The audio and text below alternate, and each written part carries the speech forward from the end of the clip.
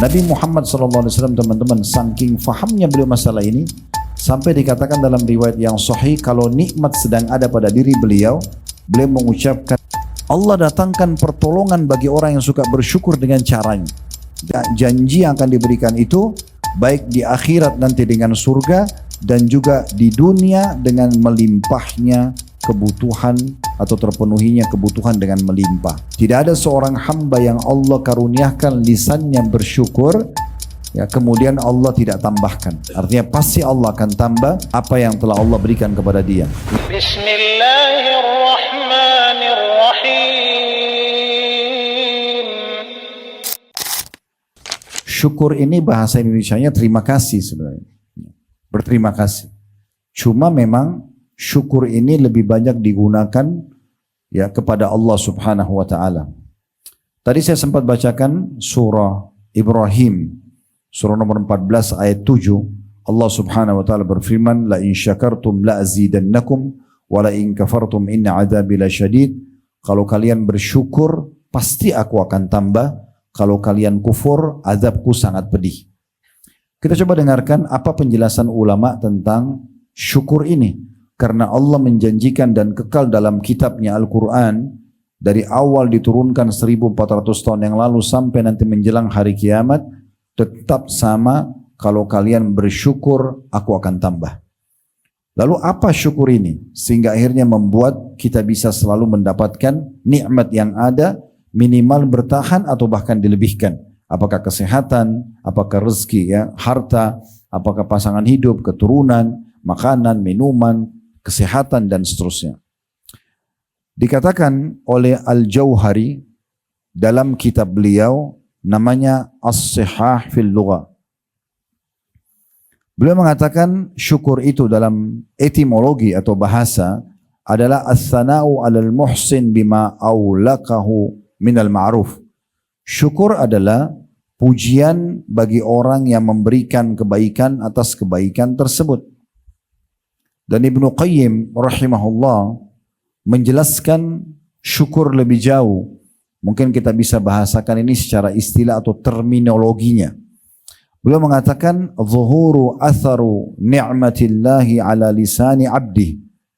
Syukur adalah menunjukkan adanya nikmat Allah pada diri seorang hamba dengan pujian, thana, wa'tiraf, dan pengakuan melalui lisan, wa ala qalbihi syuhudan wa mahabbah, dan di dalam hatinya ada persaksian dan kecintaan dalam hati, wa ala jawarihi inqiyadun wa ta'ah, dan terhadap anggota tubuh ada kepatuhan dan ketaatan.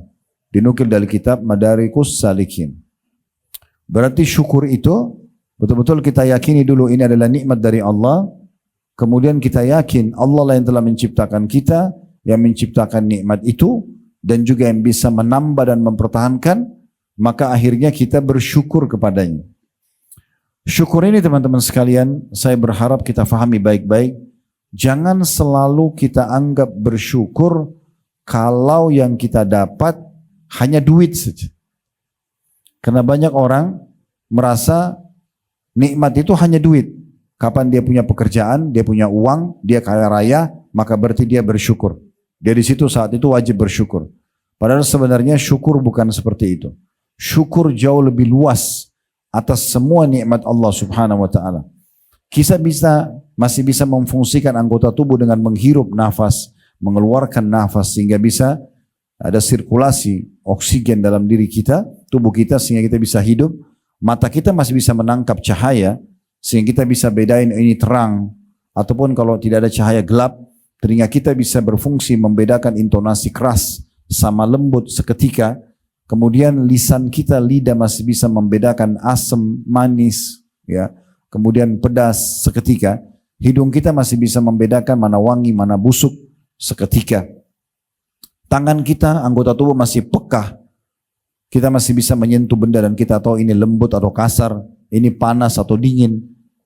Bahkan ada banyak hal-hal yang mungkin di mata manusia yang belum belajar, itu bukan nikmat, bahkan siksaan bagi mereka. Seperti contohnya lapar.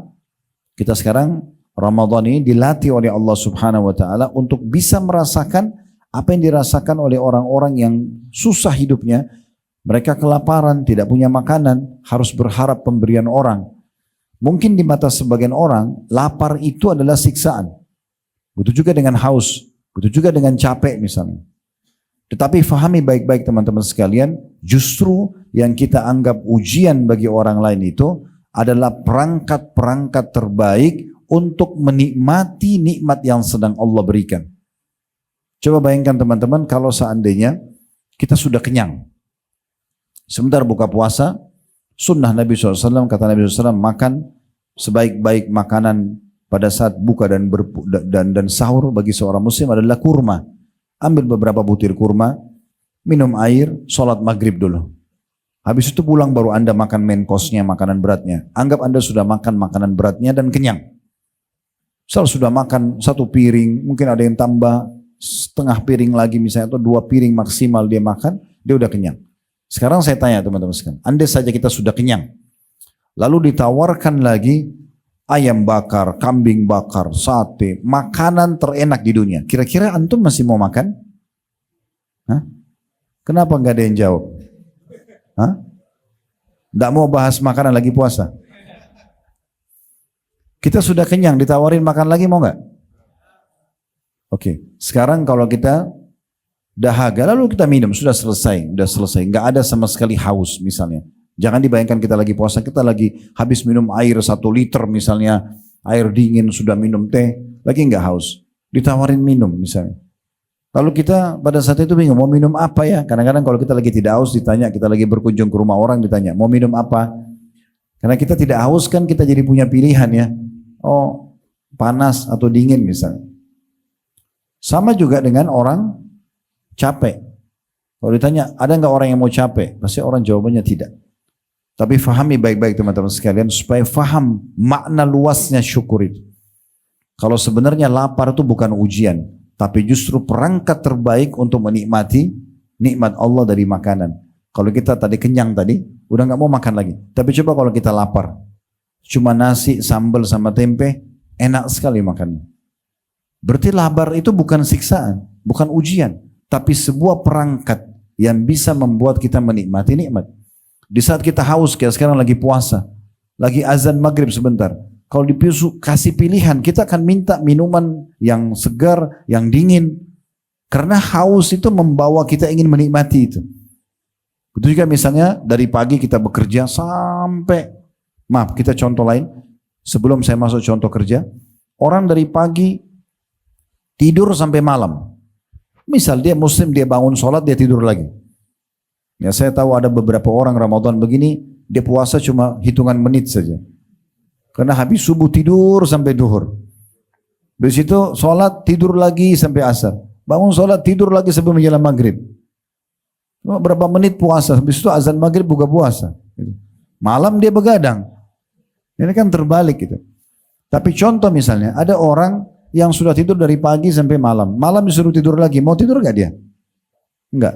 Baik, kalau orang dari pagi ke antum kerja aktivitas mulai pagi sampai menjelang habis masa kerja misalnya itu jam kerja 8 jam. Kita letih, lalu pulang. Malam kita istirahat. Enak gak istirahatnya? Berarti letih itu bukan siksaan. Letih itu sebuah perangkat justru untuk menikmati tidur itu. Di saat kita capek sekali, tergeletak mungkin di atas lantai seperti ini saja sudah nikmatnya luar biasa. Ya kan gitu. Kalau kita lagi tidak ngantuk, biar tidur di hotel bintang 5, misal, kita nggak bisa tidur. Berarti nikmat Allah itu terlalu luas. Jangan pernah kurung nikmat Allah di uang saja. Berapa banyak orang yang uangnya sedikit, tapi karena Allah panjangkan umurnya, Allah berikan kesehatan, Allah berikan kegembiraan, hidupnya bahagia. Berapa banyak orang yang melimpah hartanya, tapi karena Allah uji dengan segala macam penyakit, gangguan-gangguan yang ada, maka dia terganggu. Saya pernah duduk dengan seorang pangeran di Saudi. Di saat makan, dihidangkan makan buat semua tamu makan makanan yang enak sekali. Tapi beliau makannya cuma 1 piring isinya sayuran biasa karena lagi terapi kesehatan. Gak memungkinkan dia untuk memakannya. Padahal hartanya bisa beli makanan apa saja yang beliau mau. Contohnya. Jadi jangan batasi nikmat itu kepada hal-hal yang sempit. Setiap kali Anda merasakan sebuah nikmat yang baik, bahkan terselamatkan dari sebuah mara bahaya, gak jadi tabrakan, gak jadi ribut rumah tangganya, gak jadi ini dan itu berarti luar biasa. Nikmat Allah yang harusnya kita syukuri. Kita bisa mengeksekusi sebuah program, walaupun cuma program misalnya, satu program sederhana, berhasil pakai sepatu, berhasil buka pintu, berhasil pakai baju, sebuah nikmat yang harusnya kita syukuri. Apalagi kalau kita bisa menyelesaikan akad kita di kantor, misalnya dengan menyelesaikan pekerjaan pada hari itu, maka itu luar biasa nikmat yang harusnya kita syukuri. Jadi terlalu luas makna nikmat yang harus kita syukuri. Nabi Muhammad SAW, teman-teman, saking fahamnya beliau masalah ini, sampai dikatakan dalam riwayat yang sahih, kalau nikmat sedang ada pada diri beliau, beliau mengucapkan alhamdulillahilladzi bi ni'matihi tatimmus shalihat. Segala puji dan puja kehadirat Allah yang semua kebaikan tersempurnakan dengan izinnya. Tapi kalau ujian sedang datang, lagi sakit, lagi ada gangguan orang, beliau tetap masih mengatakan alhamdulillah, hanya sambungannya ala kulli hal. Segala puji dan puja kehadirat Allah atas segala keadaan. Dalam keadaan ujian beliau masih bisa bersyukur. Karena tingkatan manusia memang ada level-levelnya. Level yang paling buruk diberikan nikmat tidak pernah bersyukur. Dari awal kita ketemu orang seperti ini sampai terakhir kita berpisah semuanya keluh kesah. Istri saya begini, anak saya begini, pembantu saya begini, rumah saya begini, semuanya gak ada yang disyukuri. Apalagi kalau ujian datang, lebih banyak keluh kesahnya. Ini orang yang buruk. Yang kedua, standar. Yang kata Nabi SAW, ajaban li amri mu'min, sungguh mengagumkan perkara orang mu'min, wala yakunu dzalika illa li mu'min. Dan itu tidak dimiliki kecuali oleh orang-orang yang beriman. In asabu sarra syakar. Kalau dia diberikan nikmat dia bersyukur. Wa in asabu dharra sabar. Kalau dia diberikan ujian dia bersabar.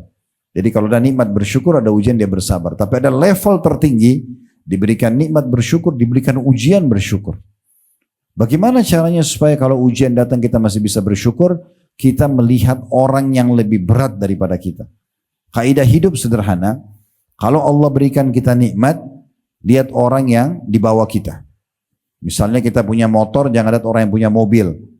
Kita punya mobil tahun 2019, jangan lihat orang yang punya mobil 2024 misalnya. Karena kita tidak akan bersyukur kalau lihat orang yang di atas. Lihat orang yang di bawah kita kalau nikmat. Kita akan selalu bersyukur. Kalau diberikan ujian, lihat orang yang di atas kita. Kalau kita flu, lihat orang yang flu sama demam. Kita flu dan demam, melihat orang yang flu, demam, rematik. Kan gitu. Lebih besar. Sehingga nikmat, sehingga ujian itu jadi kecil buat kita. Dan belum lagi kata Nabi SAW, Allah terus menguji seorang muslim di dirinya, di keluarganya, di hartanya, sampai dia dan keluarganya bertemu dengan Allah tidak tertinggal satu dosa pun. Jadi ujian selain memang dia pahala kalau kita bersabar, dia juga bisa menghilangkan dosa-dosa. Dan dia level untuk upgrading kualitas kita. Kalau tanpa ujian teman-teman, maka kita tidak akan pernah terupgrade menjadi orang yang lebih baik. Tantangan-tantangan hidup, gitu kan? Kalau semuanya baik-baik mulus-mulus saja tidak ada tantangan, seperti kalau film tidak ada penjahatnya, nggak ada yang nonton. Kan itu. Jadi memang ada ujian-ujian itu datang. Saya bukan motivasi nonton film ya, tapi cuma memberikan contoh gambaran saja.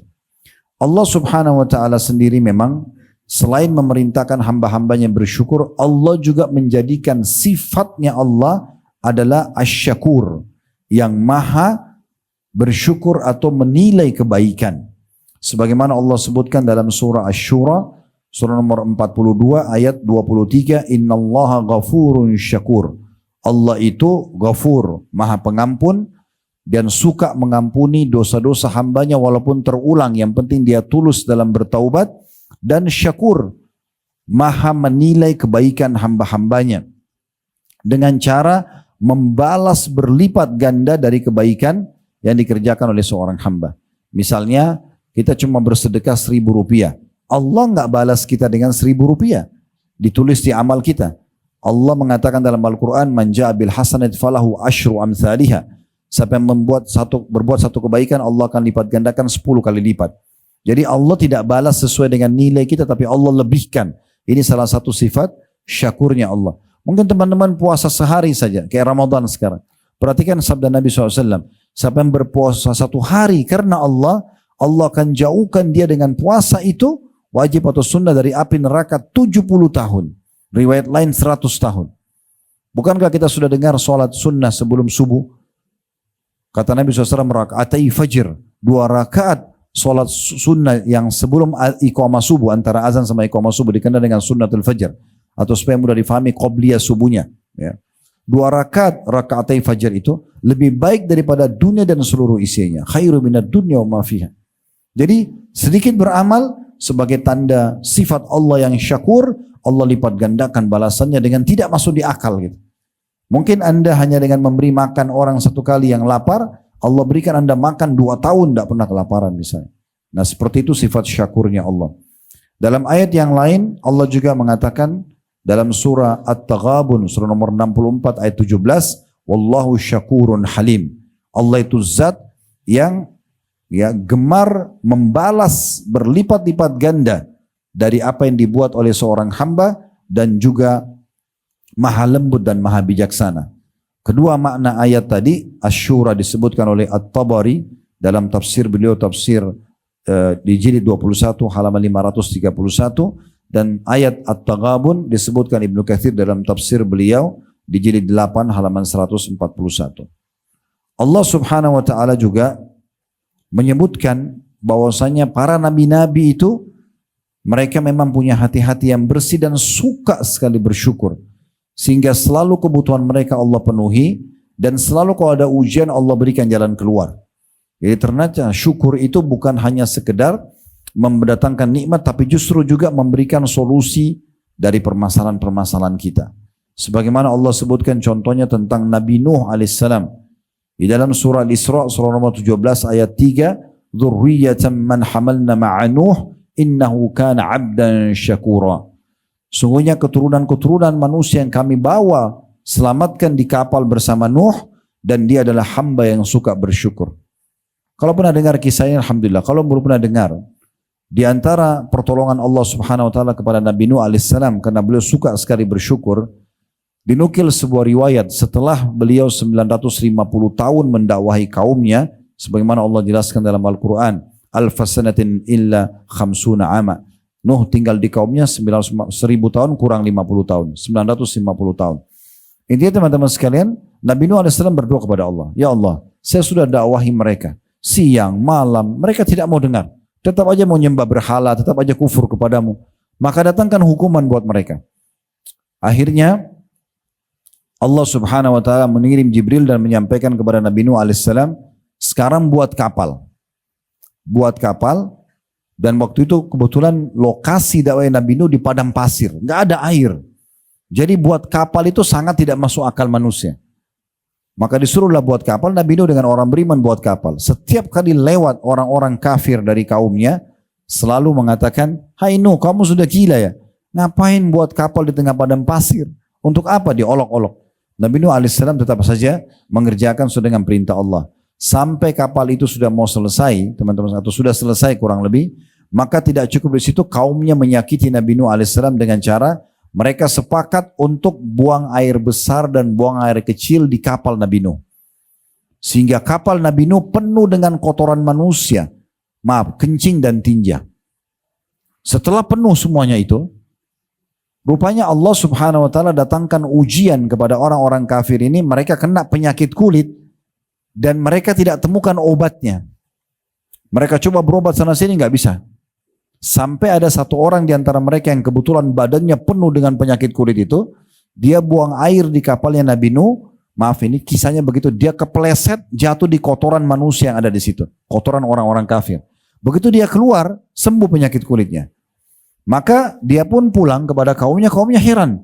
Karena orang ini adalah orang yang paling rusak kulitnya, kok bisa sembuh? Mereka tanya, kamu bagaimana bisa sembuh? Dia ceritakan, tadi saya kepleset di kapal yang ada kotoran kita. Waktu saya kena kotoran kita sembuh. Maka semua orang-orang kafir datang ke kapal Nabi Nuh membersihkan kotoran mereka sendiri. Sampai kepada cuilan kotoran terakhir mereka ambil, Allah mudahkan sehingga bersih untuk membersihkan penyakit mereka. Setelah kapal itu kembali bersih, sudah nggak ada lagi kotoran-kotoran, sudah nggak ada lagi baunya, Barulah Allah SWT suruh Nabi Nuh dan orang beriman naik, lalu Allah datangkan banjir besar. Allah datangkan pertolongan bagi orang yang suka bersyukur dengan caranya. Dengan caranya. Dinukil sebuah kisah, seorang saleh dulu di wilayah Irak, kisah salafus saleh, kisah klasik. Zaman itu belum ada lampu penerangan kayak kita sekarang, sehingga orang mengandalkan bekerja di waktu pagi sampai maghrib. Nah biasa pasar-pasar pun semua sudah tutup di waktu malam, maghrib kayak kita gitu. Karena gak ada penerangan. Orang ini kebetulan kerja harian, gaji harian. Setiap dia kerja ada pendapatan, dia beli makanan bawa pulang buat istri anak. Dia gak punya simpanan sama sekali, keadaannya miskin. Tapi dia selalu bersyukur dengan keluarganya. Satu waktu dia pulang ke rumahnya, kemudian dia gak dapat kerjaan hari itu. Gak ada income-nya. Istrinya tanya, sudah malam nih, ada makanan hari ini buat kami? Gak ada. Saya sudah keliling-keliling tidak dapat kerjaan hari ini. Lalu bagaimana? Saya sama anak-anak belum makan. Baik, saya istirahat sebentar kata suaminya. Coba nanti sebentar saya keluar. Baru saya cari. Mudah-mudahan Allah berikan kepada kita. Kita terus saja bersyukur. Setelah selesai dia istirahat sebentar, dia keluar. Dia pun tidak tahu harus kemana. Mau ngetuk rumah orang, orang sudah pada tidur malam. Dia cuma terfikir, terilhamkan di benaknya untuk datang ke masjid. Ada masjid di sekitar rumah dia. Dia pergi ke sana, zaman dulu tidak ada penerangan, jadi orang pakai obor. Dia nyalain satu obor sama dia, kemudian dia sholat 2 rakaat setelah wudu, lalu dia berdoa kepada Allah sambil mengeluh, ya, berkeluh kesah dengan Tuhannya, manja dengan Tuhannya, mohon merengek-rengek. Disebutkan dalam kisah ini, di malam itu raja yang sedang berkuasa di wilayah itu tiba-tiba gelisah, nggak bisa tidur. Dia mimpi melihat neraka, melihat kematian, dia ketakutan. Muslim. Maka dia pun terbangun, lalu dia bilang, ya Allah, aku yakin ini peringatan dari Engkau. Maka sebagai bentuk taubatku dari dosa-dosa, dan aku khawatir jangan sampai aku termasuk orang yang Engkau hukum, maka aku akan sedekah sebagai tanda syukur kepadamu atas uang-uang, atas Engkau selamatkan, masih kasih aku umur, dan aku diberikan mimpi supaya aku sadar. Maka dia mengambil beberapa kantong uangnya, itu berisikan dinar emas. Cukup besar. Kemudian dia bilang, ya Allah, malam ini pandulah aku menuju kepada hambamu yang aku bisa bantu. Karena malam begini siapa juga yang mau diberikan, orang sudah pada tidur semua. Maka dia naik kudanya, kemudian dia biarkan jalan kuda itu. Ternyata kuda ini dengan hikmah Allah mampir ke masjid yang ada tadi orang miskin itu. Kemudian dia turun, dia heran kenapa kuda ini berhenti di masjid itu.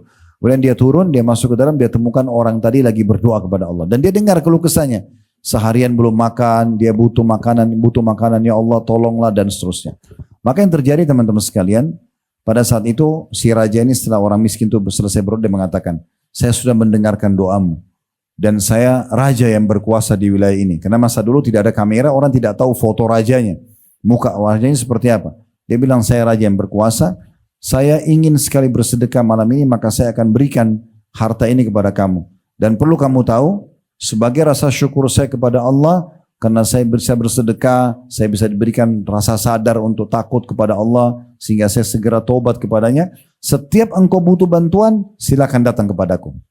Maka orang miskin ini dengan akidah dan keyakinan yang sangat kuat, dia mengatakan, kalaupun saya ada hajat lagi setelah ini, saya tidak akan datang kepada anda. Tapi saya datang kepada Allah yang telah mengutus anda datang kepada saya. Syukur bisa mendatangkan raja kepada orang miskin ini, membawa bantuan itu kepadanya. Dan banyak sekali fenomena-fenomena seperti ini yang terjadi. Tinggal bagaimana kita menjadi hamba yang bisa bersyukur. Nabi Ibrahim juga disebutkan oleh Allah Subhanahu wa taala adalah orang yang suka sekali bersyukur. Disebutkan dalam surah An-Nahl, surah nomor 16 ayat 120 sampai 121. Inna Ibrahim kana ummatan qanitan lillahi hanifan wa lam yakun minal musyrikin syakiran li an'umih ishtabahu wa hadahu ila siratim mustaqim. Sungguhnya Ibrahim adalah seorang imam yang dapat dijadikan teladan atau pemimpin, lagi patuh pada Allah dan berada di jalan yang lurus, dan dia sekali-kali bukanlah termasuk orang yang musyrik, dan dia senantiasa atau selalu mensyukuri nikmat-nikmat Allah dan menunjuki ke jalan yang lurus. Jadi Nabi Ibrahim AS bersyukur. Salah satu tanda, banyaknya fenomena syukur Nabi Ibrahim AS. Tapi salah satu bentuk syukurnya, Nabi Ibrahim teman-teman tidak pernah makan sendirian. Tidak pernah. Setiap kali istrinya buatin masakan, selalu dia buka pintu, dia panggil siapapun yang lewat depan rumahnya lalu dikasih makanan. sampai beliau dapat julukan Abu Dhufain atau bapaknya para penjamu tamu.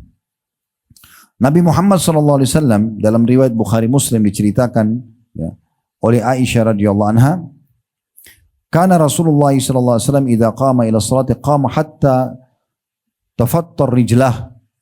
Nabi SAW kalau bangun salat malam, terus beliau salat semalam suntuk sampai kaki beliau pecah-pecah. Qalat Aisyah radhiyallahu anha, maka Aisyah istrinya berkata, ya Rasulullah, wahai utusan Allah, atasna'u hada wa qad ghufira ma taqaddama min dzambika wa ma ta'akhkhar. Apakah Anda harus paksakan diri seperti ini, salat sampai kakinya pecah-pecah, sementara Anda sudah diampuni dosanya yang lalu dan akan datang? Apa jawaban Nabi SAW? Beliau tidak bilang ini perintah Allah, enggak. Beliau mengatakan, afala akunu abdan syakura. Apakah aku tidak boleh menjadi seorang hamba yang bersyukur? Jadi dari perbuatan para nabi-nabi ini kita bisa lihat bagaimana sebenarnya ya, mereka itu meletakkan syukur. Selain mereka mensyukuri nikmat yang ada, mereka juga arahkan bentuk nikmat itu kepada ketaatan kepada Allah. Nabi SAW tadi gunakan sholat sampai kaki beliau pecah kesehatannya. Ibrahim AS makan, beliau berikan kepada orang lain. Misalnya. Ya, dan sekian banyak contoh-contoh yang berhubungan dengan masalah ini. Allah juga memerintahkan kita teman-teman untuk bersyukur dalam ayat lain. Seperti misalnya dalam surah Al-Baqarah, surah nomor 2 ayat 172. Ya ayyuhalladzina amanu kulu min thayyibati ma razaqnakum washkuru lillahi in kuntum iyyahu ta'budun. Hai orang beriman, makan, nikmatin dari hal-hal yang baik yang telah kami siapkan untuk kalian. Dan bersyukurlah kepada Allah karena atau bersyukur kepada Allah yang kepadanya kalian menyembah atau patuh. Juga Allah Subhanahu wa taala mengatakan dalam surah Al-Baqarah surah nomor 2 ayat 152, "Fadhkuruni adzkurkum." Selalu ingat kepadaku, aku ingat kepada kalian, washkuruni wala takfurun. Bersyukurlah maka pasti aku akan tambah. Kemudian dalam surah Az-Zumar surah nomor 39 ayat 7 Allah mengatakan, "Wa in tashkuru yarallahu lakum." Kalau kalian bersyukur, pasti dia akan ridho kepada kalian. Dan kalau Allah sudah ridho kepada kita, maka dipastikan tentunya Allah akan memenuhi kebutuhan kita. Kata Imam At-Tabari dalam tafsir ayat-ayat syukur, ya, di antaranya Al-Imran surah nomor 3 ayat 145, wasanajji syakirin, dan kami akan balas orang-orang yang suka bersyukur. Beliau mengatakan maksudnya karena bersyukur Allah akan memberikan kebaikan. Janji yang akan diberikan itu baik di akhirat nanti dengan surga dan juga di dunia dengan melimpahnya kebutuhan atau terpenuhinya kebutuhan dengan melimpah. Orang kalau bersyukur teman-teman sekalian, apalagi kalau dikombinasi dengan beriman, itu akan jauh dari siksa Allah. Akan jauh dari siksa Allah. Allah kekalkan dalam surah An-Nisa surah nomor 4 ayat 147, "Ma yaf'alullahu bi'adzabikum in syakartum wa amantum." Kenapa Allah harus siksa kalian kalau kalian itu termasuk orang-orang yang bersyukur dan juga orang yang beriman? Ulama berbeda pendapat teman-teman tentang mana yang lebih afdal di sisi Allah. Orang miskin yang bersabar atau orang kaya yang bersyukur. Orang miskin kalau dia bersabar pahalanya besar. Tapi kalau dibandingkan dengan orang kaya yang bersyukur, mana lebih afdal? Kesimpulannya ulama mengatakan orang yang kaya bersyukur lebih afdal. Karena bertemu antara nikmat yang ada dan dia syukuri. Berarti kita syukuri nikmat lebih besar daripada sabar terhadap ujian itu sendiri. Jadi harusnya kita selalu bersyukur. Dan nikmat-nikmat ini kita selalu dianjurkan untuk menyebutnya sebagai nikmat dari Allah. Alhamdulillah. Bapak sehat ya? Ibu sehat? Alhamdulillah. Allah kasih saya kesehatan. Bapak ibu sudah punya kerjaan? Alhamdulillah. Selalu Alhamdulillah. Sudah berkeluarga tangga? Alhamdulillah. Sudah punya keturunan? Alhamdulillah. Misal, dia selalu ikutkan dengan seperti itu. Ya. Karena Allah mengatakan dalam surah Ad-Duha, surah nomor 93 ayat 11, "Wa amma bi ni'mati rabbika fahaddits." Kalau nikmat-nikmat Tuhanmu sebutkan. Sebutkan. Alhamdulillah Allah berikan kepada saya ini dan itu misalnya, bukan karena kesombongan. Baik, kita akan coba berikan mengerucut ke poin-poin bagaimana cara bersyukur. Yang pertama, lisan selalu mengucapkan Alhamdulillah. Sebagaimana tadi kita bilang, Nabi SAW bilang Alhamdulillah dalam nikmat dan juga dalam ujian bahkan. Dengan bersangka baik kepada Allah kalau ujian ini baik buat dia. Kemudian yang kedua, menggunakan nikmat pada ketaatan. Nah ini penting sekali. Kesehatan dipakai untuk sholat, untuk puasa, untuk bekerja cari rezeki halal, bukan untuk maksiat. Karena sangat tidak pantas kalau kita diberikan sebuah fasilitas lalu kemudian kita pakai untuk melanggar. Kayak antum kerja di perusahaan begini, dikasih fasilitas gaji, apalah fasilitas kantor mungkin ada di sini misalnya, lalu justru kita melanggar peraturan perusahaan. Kan tidak berimbang. Harusnya balance, diberikan fasilitas, dibalas dengan kualitas kan gitu. Harusnya kita balas dengan yang baik. Nah seperti itulah kalau nikmat Allah sedang diberikan kepada kita, jangan digunakan kemaksiatan. Jangan teman-teman sekalian justru dipakai untuk maksiat kepada Allah, untuk berzina, untuk mabuk, untuk apalah, membunuh, apa segala macam, ini tidak boleh. Ya, harusnya kita gunakan di atas ketaatan kepada Allah Subhanahu Wa Taala sebagai bentuk syukur kita kepada Allah. Kemudian juga dianjurkan agar kita sujud syukur. Sujud syukur. Nah sujud syukur ini teman-teman yang ketiga tidak harus berwudu. Tapi disebutkan dalam sebuah riwayat Abi Bakrah radhiyallahu anhu, kana Rasulullah sallallahu alaihi wasallam idza jaa amrun busyira bihi kharra sajidan syakiran lillah. Dalam hadis riwayat Abu Dawud dengan sanad hasan, bahwasanya Nabi SAW kalau dapat berita gembira aja di kuping beliau, maka beliau langsung sujud kepada Allah sebagai tanda syukur. Nah ini sujud tinggal cari arah kiblat sujud syukur walaupun tidak dalam kondisi tidak berwudu. Karena ini beda, bukan sujud solat ya. Maka kita harus fahami kalau kita juga disunnahkan untuk sujud syukur ya. Dan ada satu zikir pagi petang saya sarankan untuk tidak luput dari kita di pagi baca ya. Allahumma ma asbaha bi min ni'matin au bi ahadin min khalqika faminka wahdaka la syarika lak falillahil hamdu ya, walakas syukur. Kata Nabi SAW, siapa yang membaca ini di pagi hari, ya Allah, atas nikmat yang engkau berikan pada hari ini dan engkau berikan kepada salah seorang dari makhlukmu, maka sungguh nikmat itu pasti darimu dan tidak ada sekutu bersamamu, maka segala pujian dan syukur atau terima kasih untukmu. Kata Nabi SAW, siapa yang baca sekali saja ini, faqad adda syukra yaumihi, maka dia seperti sudah menunaikan tugas syukurnya di pagi itu kalau dia baca pagi hari. Wa man qala hina yumsi faqad adda syukra lailatihi, dan siapa yang menyebutkan zikir ini, doa ini sekali saja sore hari, maka secara otomatis dia seperti sudah menunaikan syukur sampai besok pagi lagi. Dan ini salah satu doa syukur yang sangat baik untuk kita baca.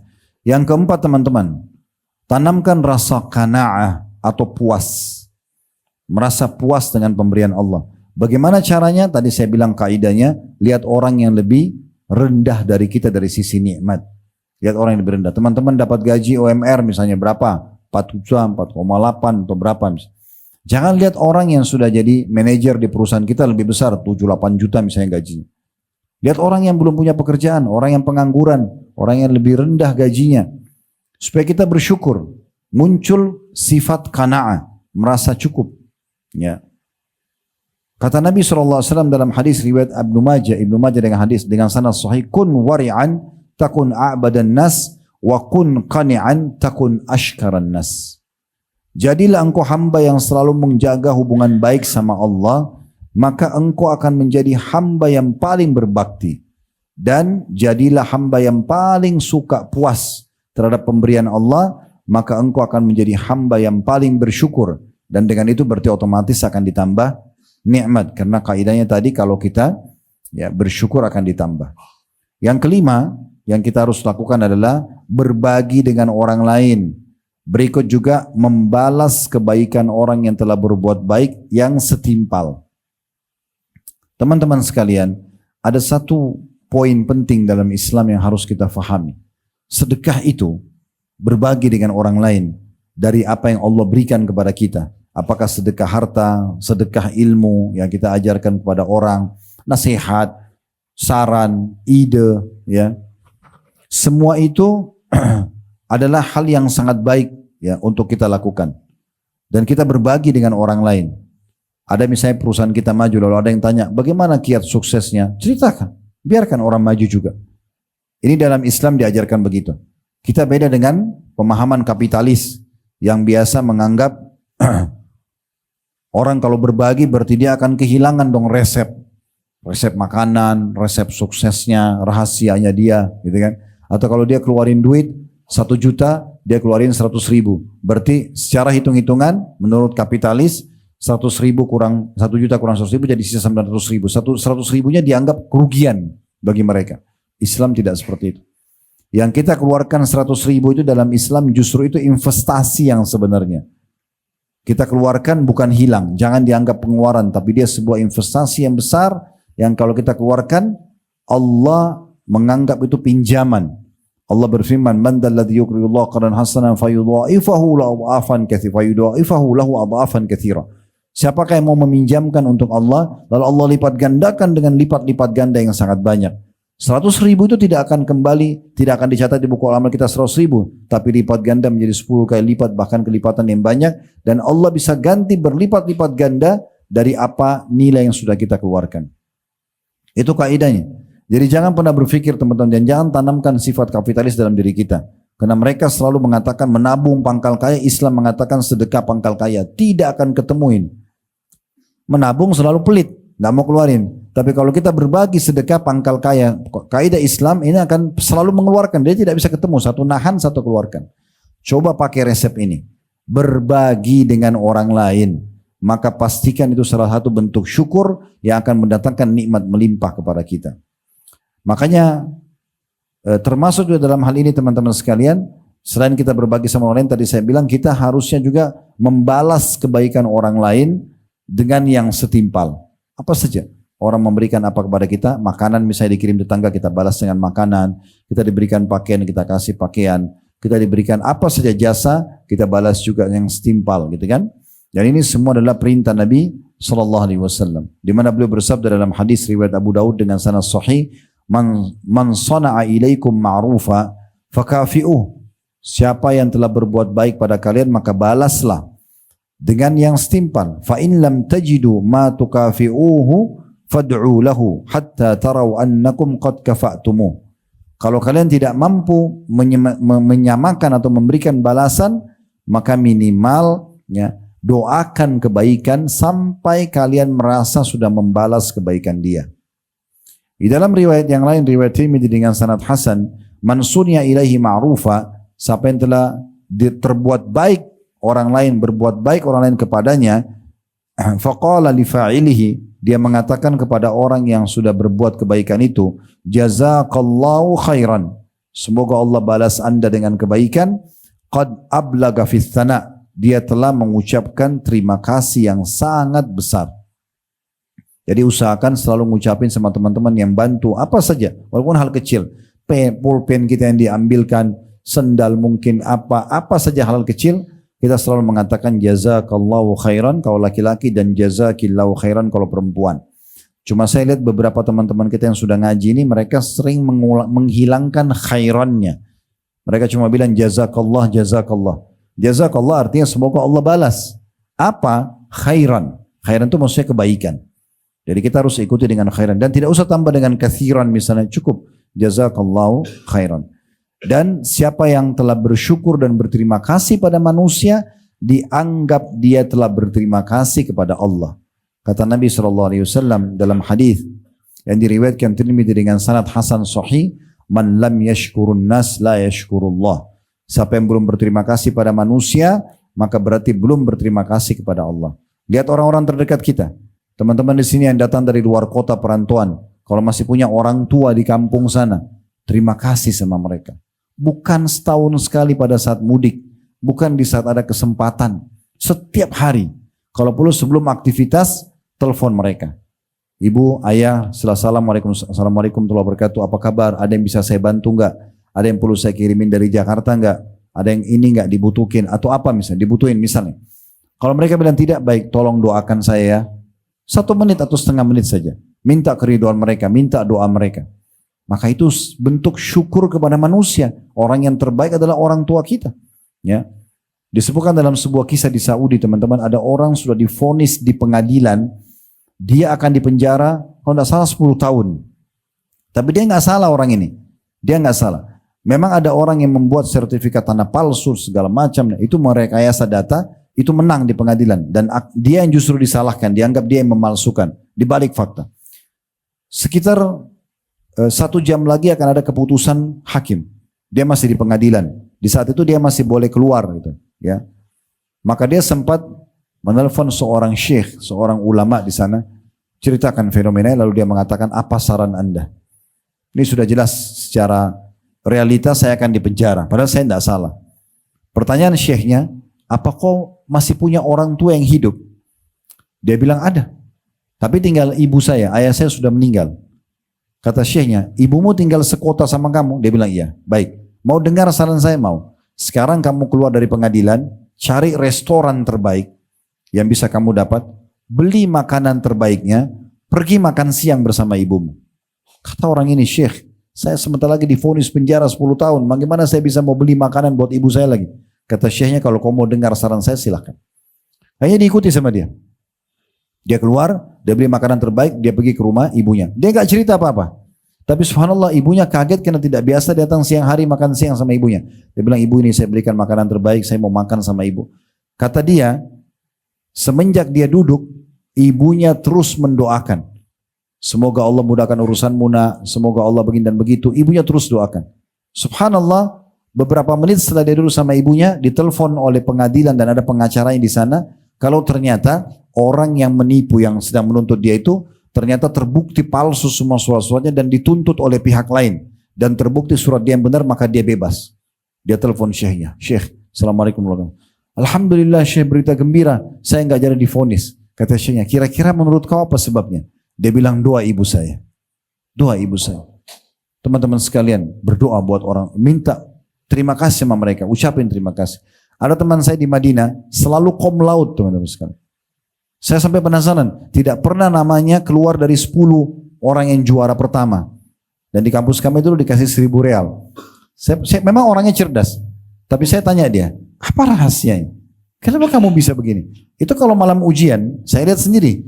Di masjid kampus kami, maghrib isya dia datang berdua sama temannya. Dia kebetulan orang asli Madinah. Sekarang beliau sudah doktor, sudah lagi nyusun mengejar mendapat profesornya. Semoga Allah mudahkan. Beliau duduk sama satu temannya dari Sudan, kemudian ngomong, cuma belajar murajaah sedikit mengulangi materi maghrib isya. Besok nilainya dari 199, 98, ada yang 100. Bagus nilai. Orang semua belajar dari habis maghrib sampai begadang, ada yang begadang untuk dapat nilai bagus besok. Dia tidak. Saya tanya apa rasanya?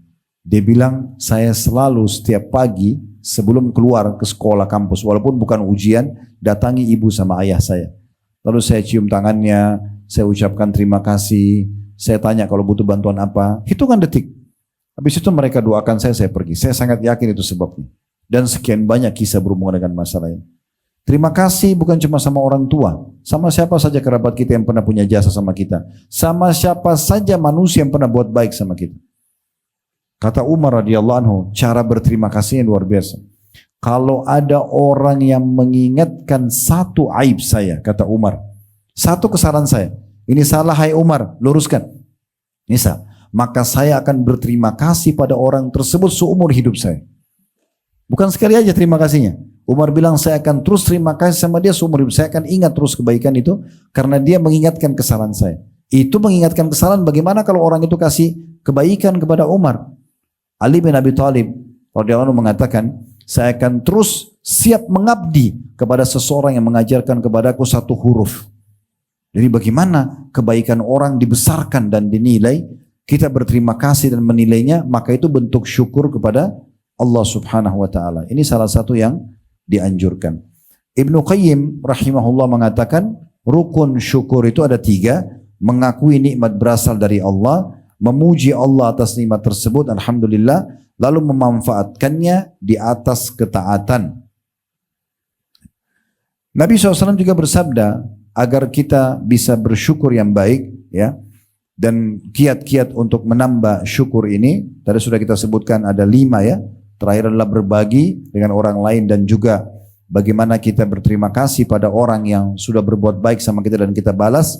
Ya, kita juga dianjurkan pekah. Yang keenam, pekah dalam menilai nikmat Allah Subhanahu wa taala. Pekah, ya. Kata Nabi SAW, man lam yashkuril qalil, lam yashkurul kathir. Orang yang tidak berterima kasih kepada Allah dengan hal-hal yang kecil, maka dia tidak akan terima kasih pada Allah dengan hal-hal yang besar. Hadis ini riwayat Ahmad dan dihasankan oleh Syekh Albani.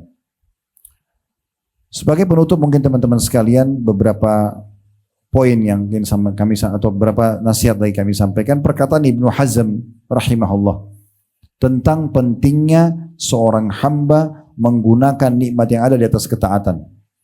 Ingat, kita diciptakan di sini. Saya sama Anda semua ada di sini.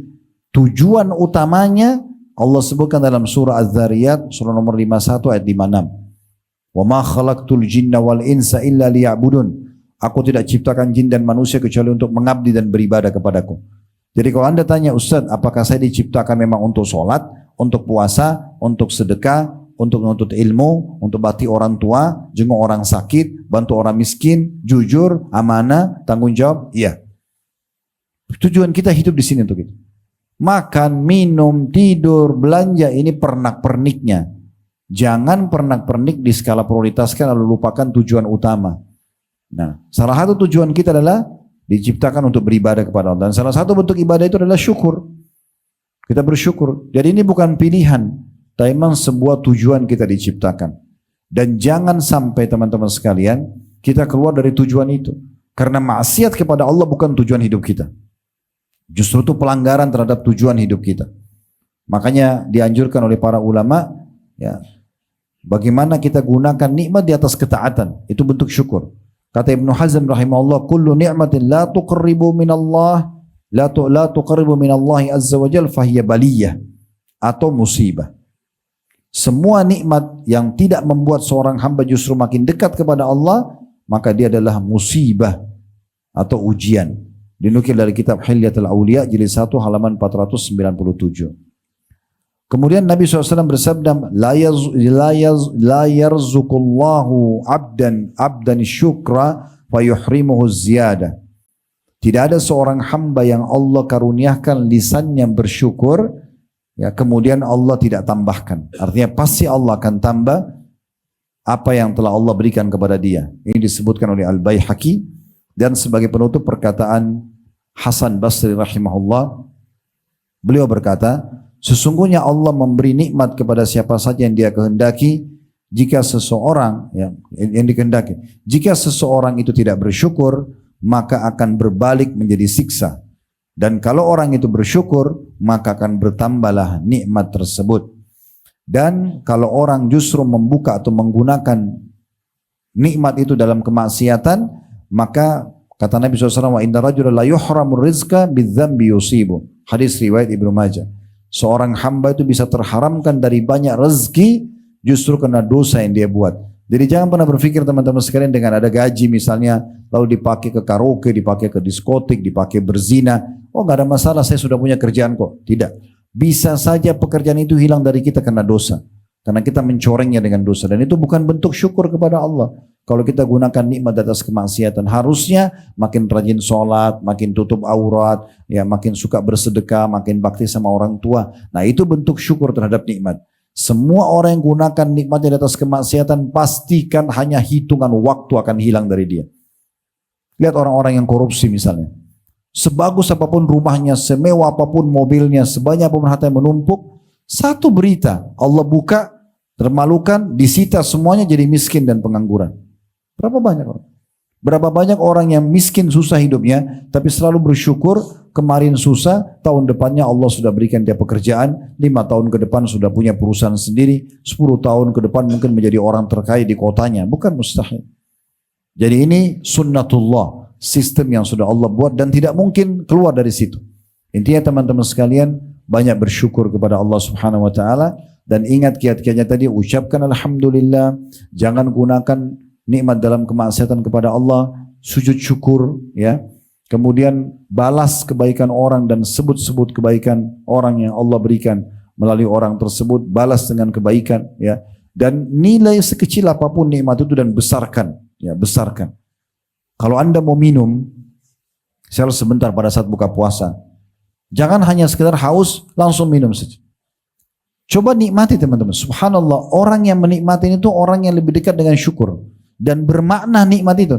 Contoh misalnya kalau dia minum, bismillah, dia minum, dia resapi, dia enak, dia rasakan. Tehnya kah, sirupnya kah, kopinya kah. Beda dengan orang yang minum cuma mau habisin saja. Sama dengan orang makan.